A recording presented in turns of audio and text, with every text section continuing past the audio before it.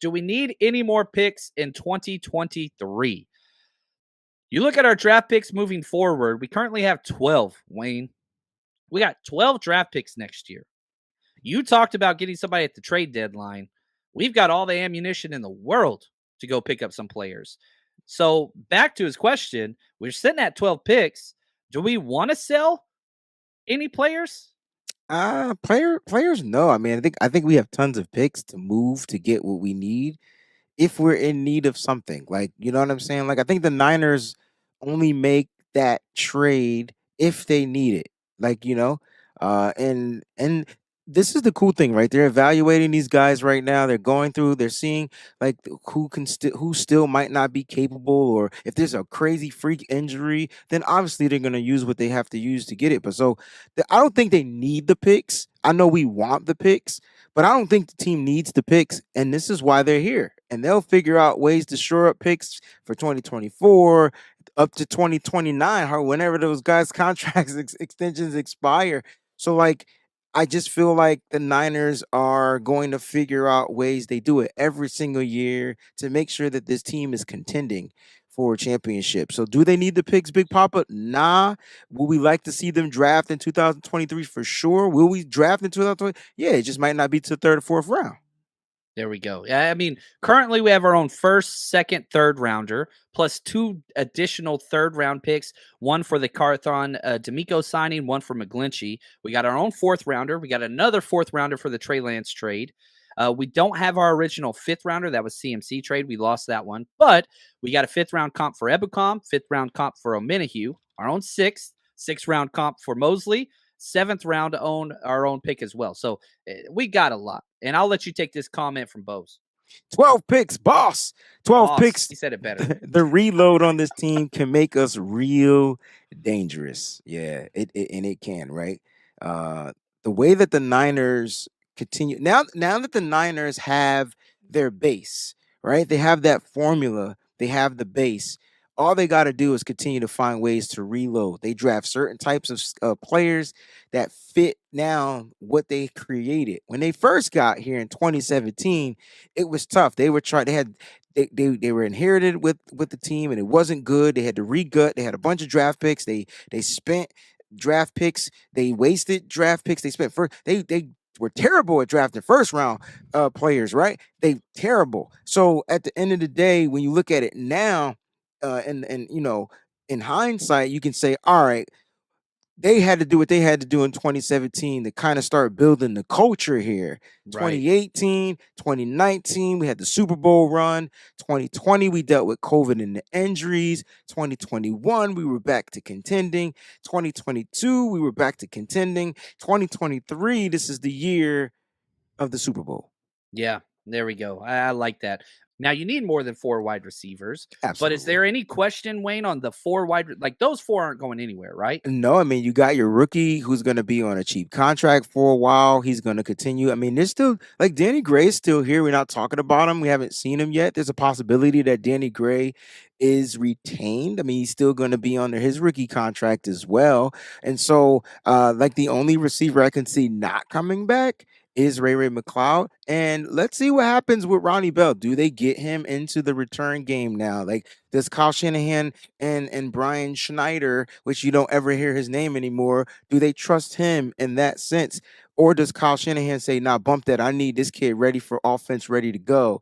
And that's shout out to Ronnie Bell for that, because Yeah. he had to prepare himself to be a wide receiver for this team. So Danny Gray could be utilized in that sense once he returns off of the IR. So I want to see where he plays I don't because know, John. Ray was Ayuk's backup last year. Correct. Now Bell's Ayuk's backup Back up last this year. year. You don't This year. change that. You don't change No, that. no, but there was Bell's keeping his job. okay. So here was crazy. First snap of the game against the Giants, it was Ray and Yes. Debo on the field.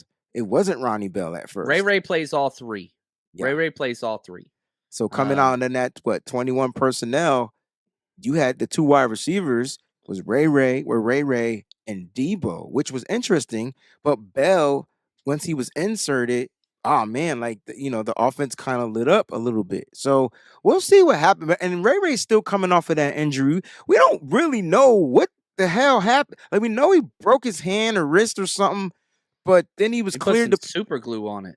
something super gorilla glue. That's awesome. Yeah, it's so like it's weird. You know what you do with those four. I think those four are automatics. You're keeping those. Um, and maybe you take some more flyers. Yeah, David, appreciate your comment, man, and subscription, supporting the show. Keep all four. Ray will be gone. But yeah, you got to keep more guys coming in, and there's no doubt about that. But the fact that you have the four, that's a pretty nice stable. That's a pretty nice stable, and so we'll And you figure could it out. you continue to build off that, right? You still Right. bring in those guys that you can get as far as your older free agents, your Chris Conleys, your Willie Sneeds. Those guys will continue to find ways to be around, and then you draft again. Yes. And I think if you're paying two top tier wide receivers, Debo Ayuk, then the rest of the wide receivers is going to be cheap options. Rookie drafts, veteran kind of free agents. That's what you're going to do. Sean says, to be honest, we might be looking at trading to wide receiver this year, similar to Jeff Wilson trade, not trading Ayuk, but maybe Ray.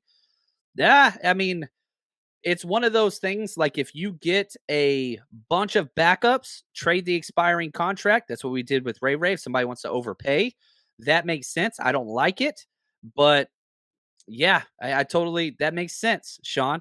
And I don't know. What are your thoughts? Let's say Danny Gray comes back and proves capable. Somebody offers us a 5th-round pick. Are you taking that? Or are you saying no for Ray? I think I'm saying no right now. Yeah, like I don't want us to trade Ray. But I again, it's love that dude. business. But I just feel like, look, Ray is a little dog.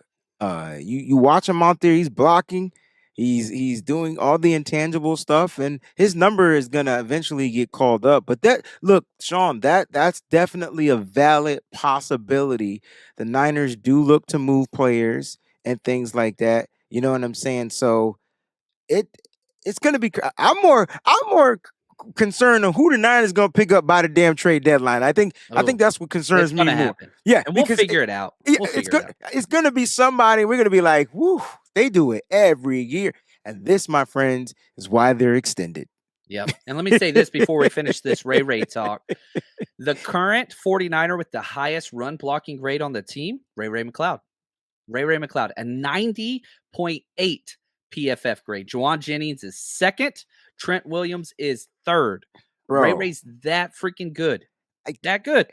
I watched this film last week. I just finished it, so I watched it, and I was just like, yo, this little motherfucker is in on the plays, bro. He's a trip, man. He's a There was trip. one play that he couldn't push the defender out enough for Christian McCaffrey to slip into a little gap, and it ended up being like, a minimal gain or a tackle for a loss. But other than that, that young man could block.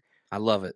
If you come to the game this weekend, come party with us. We're going to be over in Blue Lot number 1. We got 49ers versus the Cardinals. We're going to have TVs. We got the London game this week. Our tailgate, we're going to be ready to serve food right around 10:15 to 10:30. So as soon as you come in, we're going to have everything set up. We got 2 TVs, one set up on Red Zone, one set up on, one of the local games that are going to be on. So we're going to have the games going live. We're going to be having a good time, trivia, music, beer, liquor, homemade margaritas. We had a 5-gallon bucket of margaritas. We had a great time.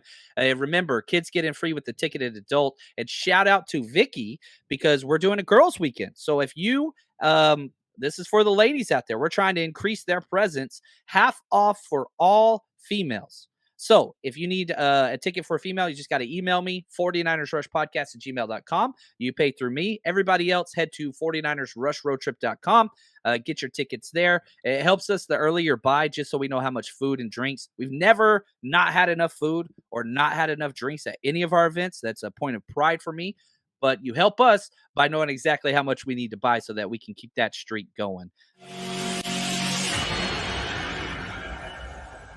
The 49ers Rush Podcast.